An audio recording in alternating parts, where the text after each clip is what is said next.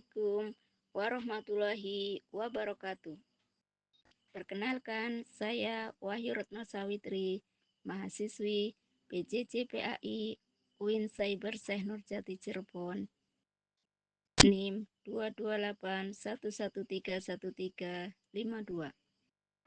Mata kuliah Fikih Muamalat, dosen pengampu Bapak Dr. Haji Muhammad Ali MPDI. Pada kesempatan kali ini, saya akan mempresentasikan materi yaitu trading atau pasar turunan dalam kajian fikih muamalah.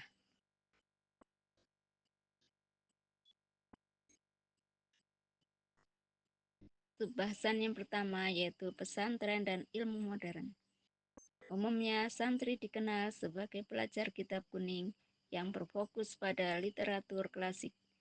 Namun, setelah hadirnya undang-undang pesantren, dunia pesantren mulai bertransformasi dan terbuka untuk mengadopsi ilmu pengetahuan modern. Integrasi ilmu modern seperti ilmu statistik bertujuan untuk memperkuat analisis hukum fikih, menjadikannya relevan dengan permasalahan ekonomi kontemporer. Adapun peran statistik dalam analisis fikih ada 3. Yang pertama, mengolah data. Ilmu statistik menyederhanakan rangkaian data yang sangat panjang menjadi angka dan grafik yang ringkas menggunakan perangkat lunak seperti Microsoft Excel atau SPSS. Yang kedua, membaca tren.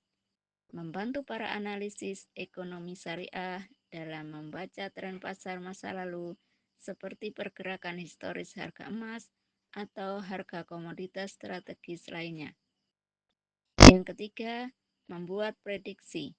Berdasarkan pola data masa lalu, statistik memungkinkan pembuatan rumus untuk memprediksi probabilitas harga di masa depan secara ilmiah.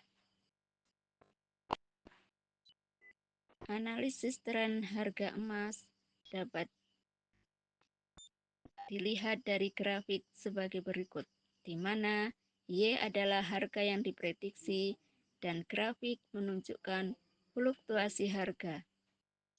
Metode ini adalah dasar fundamental yang sering digunakan dalam praktik pasar berjangka atau trading. Jika trading menggunakan analisis data real dan prediksi statistik yang ilmiah, apakah masih termasuk kategori spekulasi yang dilarang oleh Islam? Mari kita kupas secara mendetil.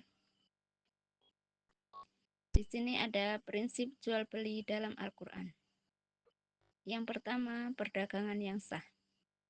Allah berfirman dalam surah An-Nisa ayat 29 yang artinya, "Wahai orang-orang yang beriman, janganlah kalian memakan harta sesama kalian dengan cara yang batil, kecuali dengan jalan perdagangan yang berlaku atas dasar suka sama suka di antara kalian."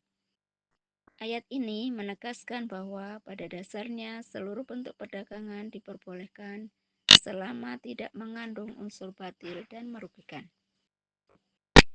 Selanjutnya, larangan maisir atau judi. Allah berfirman dalam surah Al-Maidah ayat 90.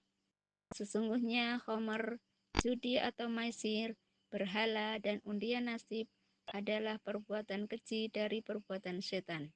Maka jauhilah agar kalian beruntung. Di sini Islam secara tegas melarang segala transaksi ekonomi yang mengandalkan kebetulan murni layaknya perjudian atau tebak-tebakan buta. Selanjutnya, larangan praktik gharar. Rasulullah bersabda dalam hadis riwayat Bukhari nomor 2036, "Inna Rasulullah sallallahu alaihi wasallam nahi anil munabadah wal mulamasah." Yang artinya Rasulullah Shallallahu Alaihi Wasallam melarang jual beli munabadah dan mulamasah.